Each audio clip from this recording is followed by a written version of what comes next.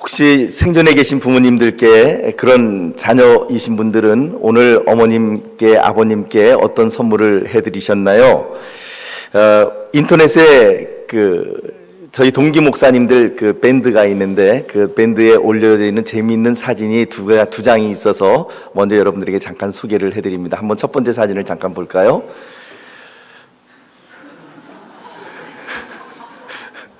뭐라고 써 있냐면은 꽃으로 퉁칠 생각하지 마라. 그 밑에 누가 써냐? 우리 엄마 이렇게 써놨습니다. 설마 꽃으로 이렇게 퉁치는 것은 아니겠죠. 그 다음 두 번째 사진을 볼까요? 이거는 부안군 행정동호회에서 적은 건데요. 이놈들아 어버이날인데 뭐 없냐? 이렇게 플랜카드를 적어놨습니다. 물론 뭐 진짜로 뭐 안 줘서 그렇다기보다는 애교스러운 아마 저거는 제가 봤을 땐 부모님이 적은 건 아닌 것 같아요. 그러니까 젊은이들이 자녀들이 이렇게 이놈들아 어버이날인데 뭐 없냐 이렇게 적은 것 같아요. 이렇게 유머스러운 두 장의 사진을 보면서 생각나는 것은 몇 년 전 그 설문조사를 보면 우리나라에서 부모님들이 가장 선호하는 선물은 단연코 현금이었습니다. 아마 그 내용은 지금도 여전히 동일할 것으로 생각을 합니다. 이처럼 우리가 어버이 주일 그러면 선물 혹은 꽃 그리고 또 혹은 용돈 뭐 여러 가지 것들을 이렇게 생각을 하고 있습니다만은 정작 부모님을 공경한다라고 하는 것이 성경적으로는 어떤 의미를 가지고 있는지 그 부분에 대해서는 우리가 놓치고 있는 부분이 좀 있지 않나 싶은 생각이 들어서 오늘 함께 성경적인 부모 공경이라는 것이 무엇인지 함께 나누기를 원합니다. 우선 왜 우리가 부모를 공경해야 되는가? 뭐 그런 걸 묻습니까? 당연한 걸 가지고 당신은 왜 먹습니까? 라고 묻는 거하고 똑같은 거 아닙니까? 예, 맞습니다. 너무나도 당연한 전제 조건이죠. 명제입니다. 그러나 우리가 왜 부모를 공경해야 되는가? 굳이 조금 이유를 찾자고 한다면은 첫째로는 그것이 하나님의 명령이기 때문에 그렇습니다. 신명기 5장 16절 말씀 같이 읽어볼까요? 신명기 5장 16절 시작. 너는 내 하나님 여호와께서 명령한 대로 내 부모를 공경하라. 그리하면 내 하나님 여호와가 내게 준 땅에서 내 생명이 길고 복을 누리리라. 이 말씀 보니까 내 하나님 여호와께서 명령한 대로 내 부모를 공경하라. 하나님께서 어떻게 부모 공경을 어디서 명령하셨죠? 어디서 명령하셨습니까? 예, 그렇습니다. 십계명에서 하나님께서는 자녀들에게 부모를 공경하라고 그렇게 명령을 해주셨습니다. 근데 거기에 따르는 조건 결과물이 있죠. 그리하면 내 하나님 여호와가 내게 준 땅에서 내 생명이 길고 복을 누리게 될 것이다 라고 이야기를 합니다. 부모를 공경한다라는 것은 도덕과 윤리의 문제 이전에 하나님의 명령입니다. 명령이라는 것은 내가 좋으면 하고 하기 싫으면 안 하는 것이 아니죠. 전쟁터에서 총알이 빗발치듯이 내려 쏟아지는 그런 전쟁터이라 할지라도 앞으로 전진하면 생명을 무릅쓰고 전진해야 되는 것이 명령입니다. 그만큼 명령이라는 것은 엄중한 것이죠. 하나님의 명령이기 때문에 아무리 시대가 변한다 할지라도 세대 차이가 난다 할지라도 반드시 지켜야만 하는 것이 바로 하나님의 명령입니다. 두 번째, 왜 우리가 부모를 공경해야 되는가? 여기에는 약속이 있다는 것이에요. 에베소서 6장 2절에서 3절 말씀 같이 읽어봅니다. 시작. 내 아버지와 어머니를 공경하라. 이것은 약속이 있는 첫 계명이니 이로써 3절 이로써 내가 잘되고 땅에서 장수하리라. 약속이 있는 첫 계명이다. 첫 계명이라고 하는 말의 의미는 무엇이겠습니까? 이미 우리가 잘 알고 있는 것처럼 10계명은 1계명에서부터 4계명까지는 하나님과의 관계에서 주어지는 명령입니다. 다른 신을 섬기지 말라라든지 우상을 섬기지 말라, 우상을 만들지 말라라든지 하나님의 이름을 망령되이 일컫지 말라든지 혹은 안식일을 거룩하게 지키라든지 하는 이런 하나님과의 관계에서 주어진 계명이 1계명에서 4계명입니다. 근데 5계명에서부터 10계명 사이는 하나님과 나와의 관계가 아니라 나와 사람들과의 관계에서 사람과 사람들과의 관계에서 이루어지는 그런 계명들이죠. 예를 들면 살인하지 말라, 간음하지 말라, 도둑질하지 말라 뭐 이런 것들입니다. 그런데 사람과 사람 사이의 관계에서 첫 번째로 나타나는 계명이 바로 무엇이냐면 5계명, 그것이 바로 내 부모를 공경하라 라고 하는 말씀입니다. 그래서 이것이 약속이 있는 첫 계명이다 라고 이야기를 할 때 그것은 바로 대인관계에 있어서 사람과 사람과의 관계에서 나타나는 첫 번째 계명으로서 내 부모를 공경하라 라고 하는 말씀이 나타나기 때문에 약속이 있는 첫 계명이다. 근데 그 약속이 어떤 약속인가? 3절 말씀, 아까 우리가 읽었던 에베소 6장 3절 말씀 보니까 뭐라고 나와 있습니까? 이로써 내가 잘되고 땅에서 장수하리라. 여러분들에게 질문해 보겠습니다. 나는 무병장수하고 싶습니다. 그러시는 분 계십니까? 별로 나는 별로 건강에 관계없습니다. 이런 분들이 많으신 것 같아요. 다시 한번 질문해 보겠습니다. 무병장수하시기를 원하십니까? 예, 아멘. 여러분들이 복 받으시고 잘 되시기를 원하십니까? 예, 아멘 하신 분들에게 그런 복이 임하게 되기를 바랍니다. 예, 우리는 누구든지 장수하기를 원하고 잘 되고 복 받기를 원합니다. 그런데 하나님께서는 여기에 뭐라고 말씀하시면 이렇게 하면 이미 답을 내려주셨습니다. 문제와 해답을 같이 주셨습니다. 문제는 무엇이냐면 내 부모를 공경하라. 해답은 그리하면 내가 땅에서 잘 되고 장수하게 될 것이다 라고 이미 우리들에게 약속을 해주셨습니다. 그러므로 땅에서 잘 되고 장수하시기를 원하시는 분은 한 가지 방법밖에 없습니다. 그것은 바로 무엇이냐면 부모님을 공경하는 것입니다. 그것이 바로 약속입니다. 저는 여러분들이 이 부모님을 공경하라는 인간관계의 첫 번째 계명을 잘 지켜서 여러분들께서 모두 무병장수하시기를 예수님의 이름으로 축복합니다. 여러분들이 잘 되고 복 받으시기를 예수님의 이름으로 축복합니다. 우리가 부모님을 공경해야 될 세 번째 이유는 우리의 생명의 공여자, 바로 나를 이 땅에 태어나게 하신 분이 우리 부모님이시기 때문에 그렇습니다. 가장 못난 사람은 누구냐면 부모님을 원망하는 사람입니다. 왜 우리 부모는 부자가 아닌가? 왜 우리 부모는 다른 사람들처럼 잘 배우시지를 못했는가? 왜 오늘 나를 이 모양 이 꼴로 살게 하시는가? 이렇게 원망하는 자식이 있다면 그 자식이야말로 가장 못난 자식입니다. 부모님의 존재는요, 우리에게 부를 주시기 때문에, 우리에게 좋은 것을 잘 물려주시기 때문에 공경하라고 그렇게 성경은 우리들에게 가르쳐주고 있지 않습니다. 성경이 우리들에게 이야기하는 말은 무엇입니까? 그분이 나를 낳아주셨기 때문에 그 하나만으로 그분은 충분히 존경받으셔야 되고 공경의 대상이 된다라고 하는 것이죠. 22절 말씀을 보면, 오늘 본문 잠언서 23장 22절 말씀을 보면 이렇게 기록이 되어 있죠. 너를 낳은 아비에게 청종하고. 그 아버지가 누구라고요? 너를 낳았다라고 하는 거예요. 이건 히브리어 본문으로 보면 좀 더 명확해지는데요. 너를 낳았다라고 하는 그 한 가지 이유만으로 내 아비에게 청종하라라고 하는 것입니다. 사랑하는 성도 여러분, 그러므로 성경은 어떤 조건도 달지 않습니다. 나라고 하는 존재를 이 땅에 있게 하신 그 부모님, 그 한 분, 그 이유만으로 우리는 부모님을 공경해야 된다라는 것을 가르쳐 줍니다. 그러면 도대체 우리가 어떻게, how의 문제에 들어가서 어떻게 부모를 공경해야 될 것인가? 여러분들 어떻게 부모를 공경하시겠습니까? 이 질문하면 어떻게 하시겠습니까? 항상 모범 학생이 저기 계셔요. 근데 일반적으로 우리가 부모를 어떻게 공경할 것인가? 그럼 머릿속으로 탁 떠오르는 게 돈 문제죠. 용돈을 많이 드리고 생활비도 넉넉하게 드리고 그리고 효도 관광도 해드리고 어버이날 때 외식도 시켜드리고 선물도 사드리고 이런 것들이죠. 맞습니다. 현실적으로 돈이 있어야만 용돈도 드릴 수 있죠. 선물도 사드릴 수 있고요. 꽃으로 퉁치지 않아도 되는 것이죠. 그 돈이 있어야만 가능한 것입니다. 돈이 없으면 마음이 있어도 해드릴 수 있는 것이 별로 없다고 생각을 합니다. 그런데 바로 여기에 우리의 문제가 있습니다. 우리의 문제는 돈이 없으면 아무것도 할 수 없다라고 생각하는 바로 거기에 우리의 취약점이 있는 것이죠. 문제가 바로 거기 있습니다. 특별히 문제는 우리가 사는 한국 사회, 는 돈이 없으면 아무것도 할 수 없다고 생각을 합니다. 이것은 정말 큰 문제죠. 돈이 있는 사람은 인기가 있습니다. 돈이 없는 사람은 별로 관심을 받지 못합니다. 부모도요, 돈이 있는 부모가 자녀들로부터 존경을 받고 관심의 대상이 됩니다.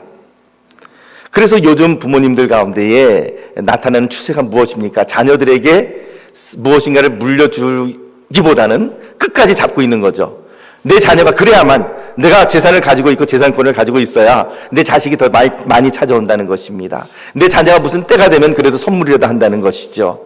그 아쉽지고 씁쓸한 얘기지만 그것이 바로 오늘 우리가 살아가고 있는 한국 사회의 현실입니다. 얼마 전에 그 신문에 보니까 그런 이야기가 있었습니다. 자녀에게 각서를 받고 부모님이 그 다 재산을 물려줬습니다. 잘 봉양하기로 각서를 받고 봉양을 했는데 약속을 지키지 않자 법원에 그 재산을 갖다 환수해달라고 하는 그런 그 재판을 낸 그런 기사도 있었습니다. 이것이 바로 돈이 모든 것을 지배하는 이 한국 사회의 현재 모습입니다. 참으로 씁쓸한 모습입니다. 그러나 성경 본문이 우리들에게 보여주고 있는 것은 부모 공경의 문제는 돈의 문제가 결코 아니라라는 것을 말해주고 있습니다. 그것은 돈의 문제가 아니라 우리의 마음의 문제고 태도의 문제라고 하는 것을 우리들에게 보여줍니다. 그러면 성경이 우리에게 보여주는 부모 공경은 무엇인가? 첫 번째로 22절 말씀 같이 봅니다. 22절 함께 읽어볼까요? 시작. 너를 낳은 아비에게 청종하고. 청종한다라는 말의 의미는 무슨 말입니까? 예, 그렇습니다. 말을 잘 들어드린다는 것에 있는 것이죠. 이 부분의 히브리어 성경은 이렇게 기록이 되어 있습니다. 쉐말레 아비카, 즉 너의 아비에게 들으라 라고 하는 것입니다. 명령입니다. 잘 들으라. 근데 이 쉐말레라고 하는 말은 나중에 다시 말씀드리겠지만 그냥 한쪽 귀로 듣고 한쪽 귀로 흘려보내는 것이 아니라 아주 잘 주의 깊게 청종하고 그리고 그것을 마음판에 새기는 것을 쉐말레라고 이야기를 합니다. 그래서 우리가 잘 아는 신명기 6장 말씀도 보면 6장 5절 쉐마 이스라엘아 들으라 여호와는 우리 하나님 한 분이시니 이렇게 나오지 않습니까? 이스라엘아 들으라 네 마음판에 새기라 이런 말이죠. 쉐말레 아비카 너의 아버지에게 잘 듣고 마음판에 새기라. 왜냐하면 제 얄라드카 그분이 너를 낳으신 분이시기 때문에.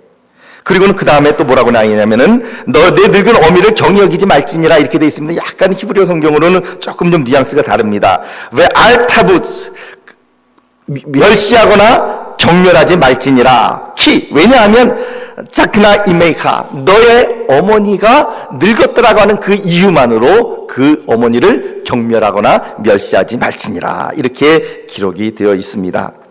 그래서 우선 쉐말레라고 하는 말, 들으라라고 하는 청종하라라고 하는 말의 의미를 우리가 먼저 살펴봅니다. 두 가지 의미가 있습니다. 쉐말레는 첫 번째는 잘 들어드리는 거예요. 말 그대로 잘 듣는 것입니다. 흘려듣지 않고 마음판에 잘 새기는 것입니다. 연세 드신 부모님이 말씀하실 때에 특별히 젊은 아이들이 젊은 자녀들이 그렇게 철이 없을 때 말을 합니다. 엄마 아빠 그거 잘 몰라서 그래.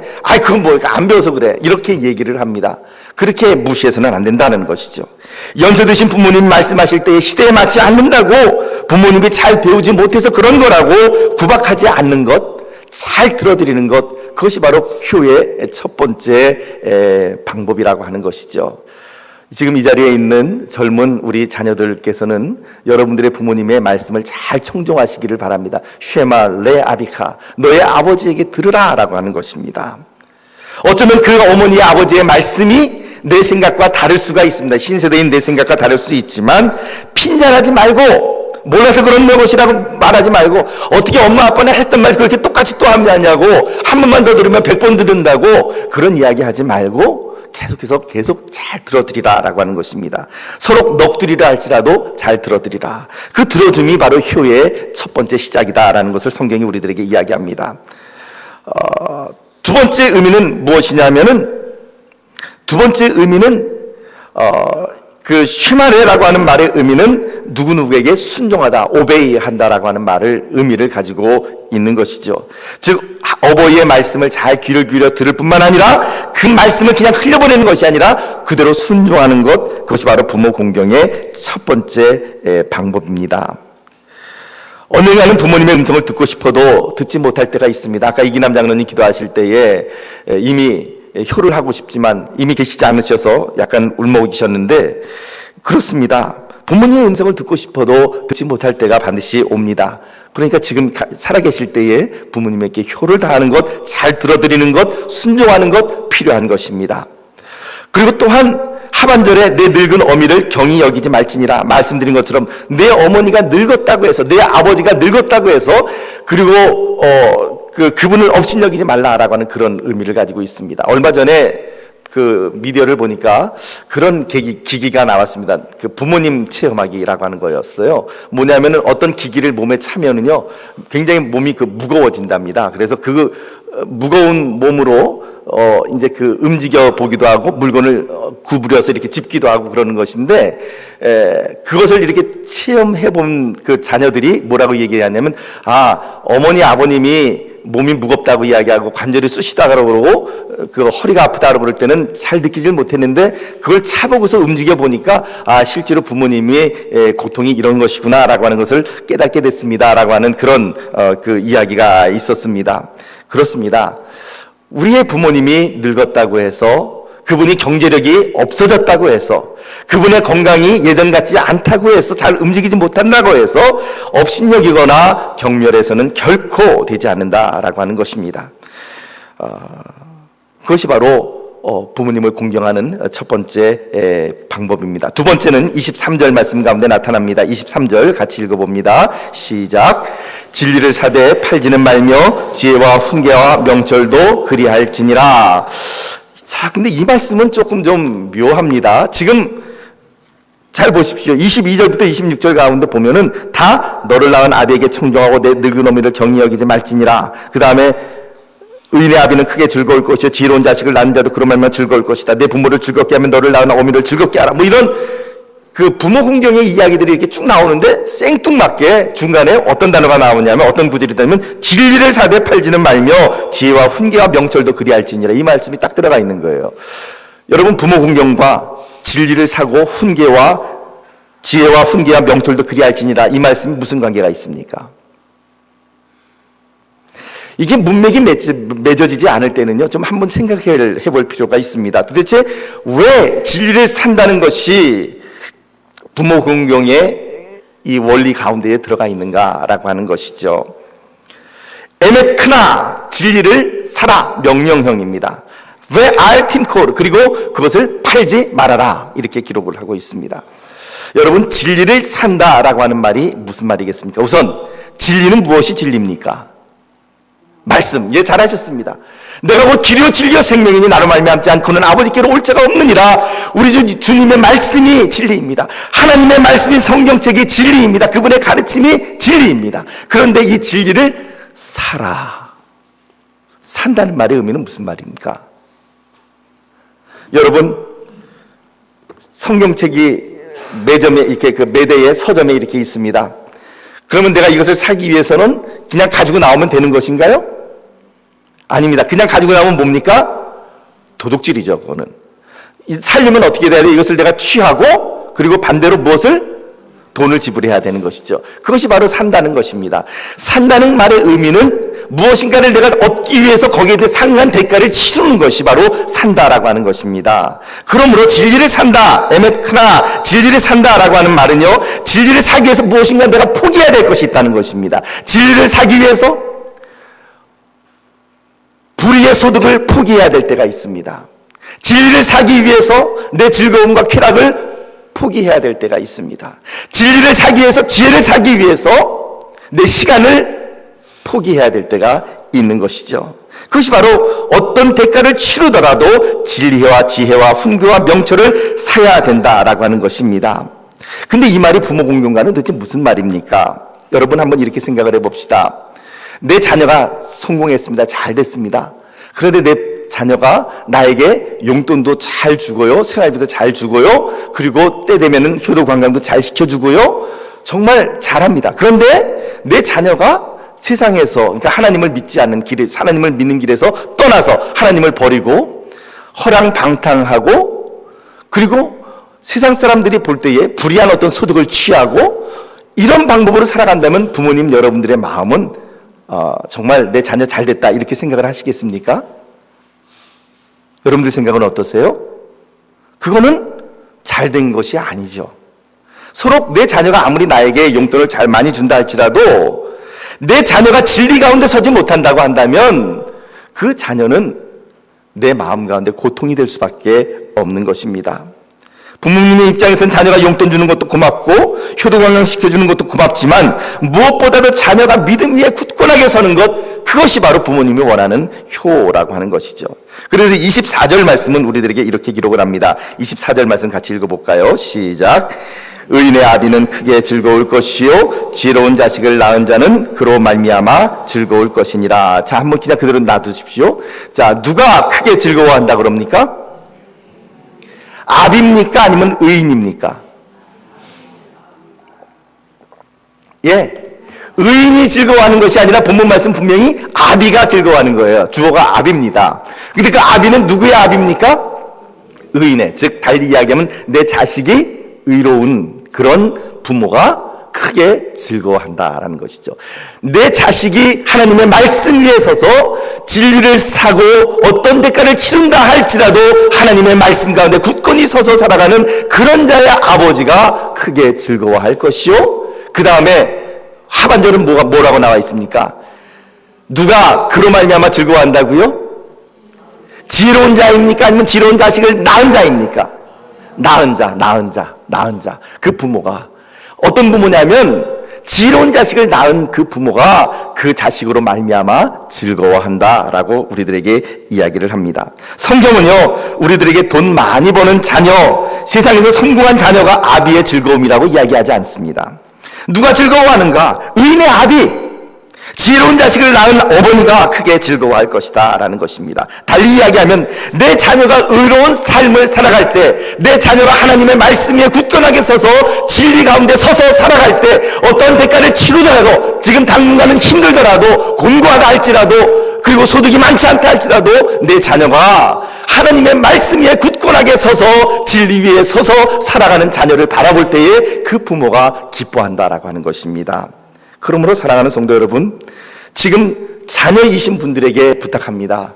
여러분들의 부모님이 살아계신 분들, 뭐 자녀든 부모든 마찬가지입니다만 이 진리를 사는 것, 지혜를 사는 것, 명철과 훈 가운데 살아가는 것, 하나님의 말씀에 굳건하게 우리의 삶을 세워나가는 것, 그것이야말로 참된 효라고 하는 사실을 기억하시기를 바랍니다. 좀 어려워도 진실하게 말씀대로 살아가려고 애쓰는 자식을 볼 때에 부모의 마음이 기쁨이 있습니다. 사랑하는 자녀 여러분, 진리 위에 서십시오. 신앙 위에 서십시오. 그것이 바로 부모의 기쁨입니다. 그것이 바로 부모 공경의 원리이죠. 세 번째, 부모 공경을 어떻게 해야 되는가? 26절 말씀 같이 읽어볼까요? 26절 말씀 시작.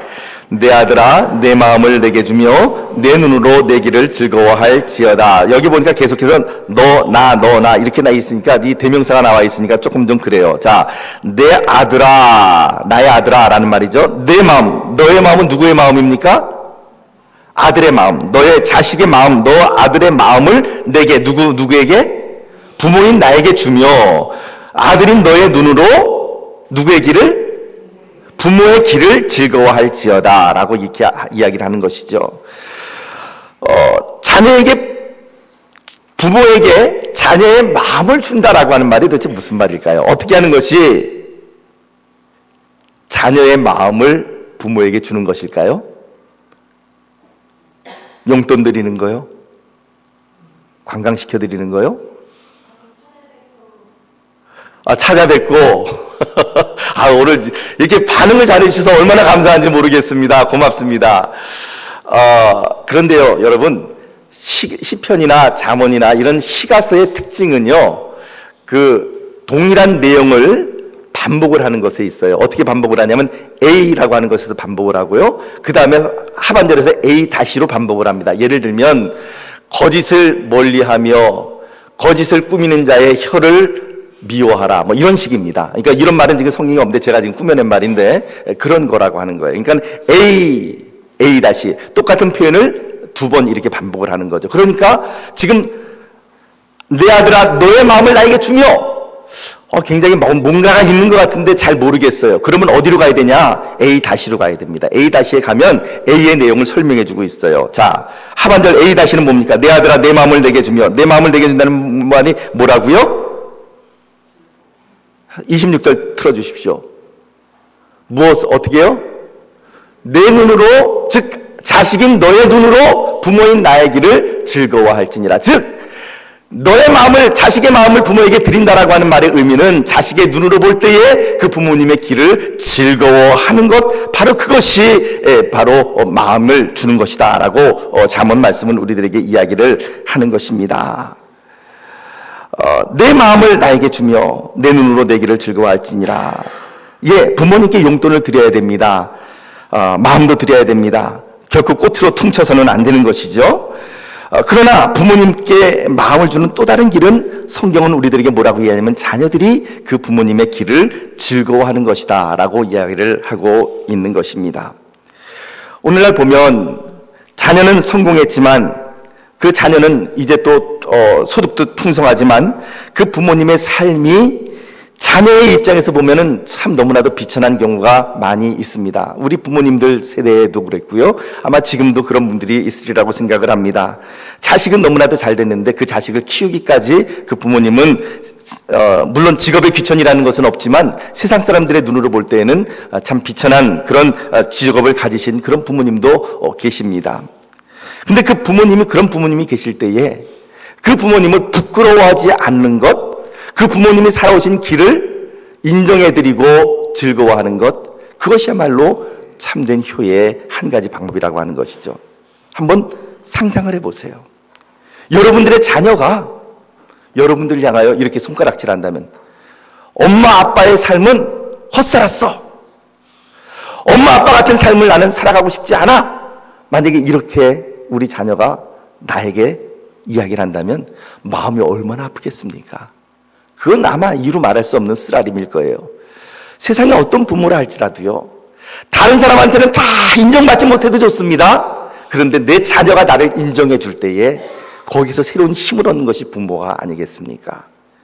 얼마 전에 종영했던 응답하라 1994인가 1995인가 지금 연도는 제가 잘 모르겠는데 거기 보면 은행에서 명퇴한 그 가장을 향하여 그 자녀들이 자기들이 그 은퇴식을 베풀어 드리죠. 그러면서 편지도 쓰고 감사패도 만들고 그러면서 그 편지를 읽어주는데 세상 사람들의 눈에는 만년 과장이지만 그러나 우리 자녀들의 눈으로는 평생을 한결같이 한 길을 걸어오신 성실하고 또 지금까지 우리를 이렇게 멋지게 키워주신 참으로 멋진 아버님이십니다 라고 이렇게 편지를 써서 읽어주며 울먹거리는 그런 모습이 방영된 적이 있습니다. 여러분, 우리 부모의 삶을 인정해 준다는 것, 내 부모의 삶이 다른 사람들이 볼 때는 참 별 볼 일 없어 보이고 자기가 볼 때에도 별 볼 일 없어 보이지만 그러나 적어도 그 부모님의 삶을 인정해 드리고 그리고 즐거워하는 것,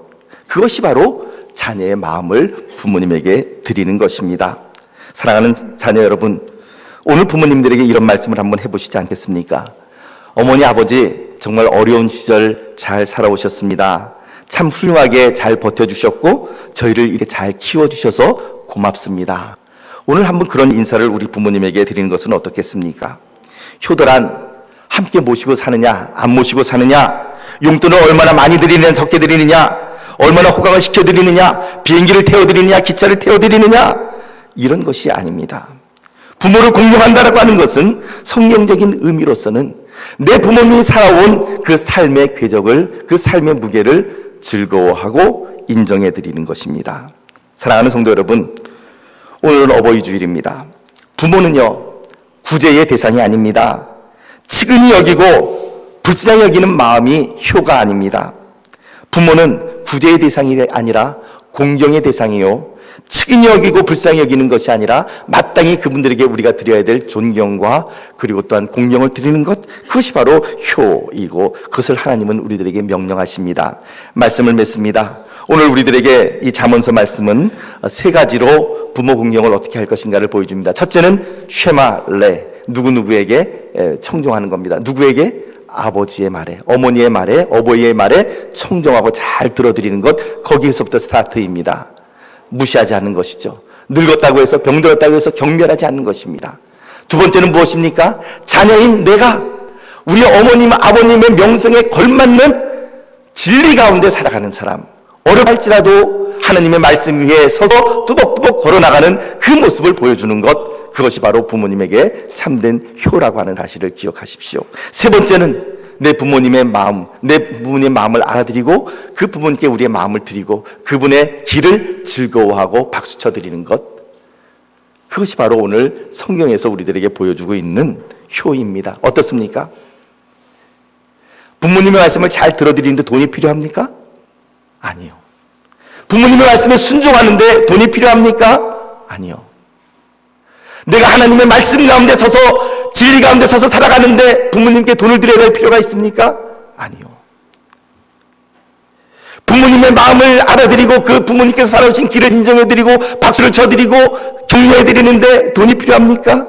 아닙니다. 성경이 우리들에게 말을 하는 것은 돈으로 살 수 없는 그 무엇인가를 부모님에게 효하라고 말을 합니다. 그렇다고 해서 꽃으로 퉁치시면 결코 아니 되옵니다. 꽃으로 퉁치지 마시고 용돈도 드려야 됩니다. 그 필요한 것들을 공급해 드려야 됩니다. 선물도 사드려야 됩니다. 여행도 시켜드리십시오. 그러나 무엇보다도 이 부모님을 공경하는 이 세 가지 방법을 우리에게 보여준 이 자만수의 말씀을 마음속에 새기며 그렇게 부모님께 효하는, 그리하여 장수하시고 땅에서 잘 되는 복을 받는 저와 여러분들이 되시기를 예수님의 이름으로 축복합니다. 기도하겠습니다. 하나님 아버지, 올바른 부모 공경을 성경적으로 할 수 있도록 우리를 붙들어 주시옵소서. 부모님의 말씀을 잘 청종하고 들어드리며 순종하게 하시며 오늘 내가 진리 가운데 서서 굳건하게 서서 살아가게 하여 주시옵시며 또한 부모님의 살아온 그 길들을 즐거워하며 박수 쳐드리고 인정할 수 있도록 은혜를 내려 주시옵소서. 예수님 이름으로 기도하옵나이다. 아멘.